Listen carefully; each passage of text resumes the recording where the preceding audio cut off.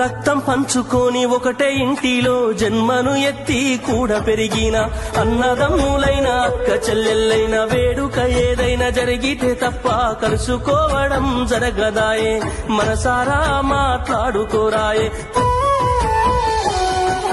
భోజనాలకు గంట ముందు వచ్చి పని ఏదో ఉందన్న సాకుతోటి మొక్కువడిగా భోజనం అయిన వెంటనే ఉంటామంటూ వెళ్లిపోవుడాయే కనతల్లిదండ్రులను పలకరించే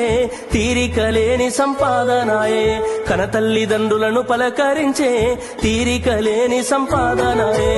ఆనాటి ప్రేమలు ఏమాయరో బంధాలు బంధుత్వమెటుబాయరా డబ్బు బంధాలే మిగిలేనురో మనుషులే దూరమయ్యేనురా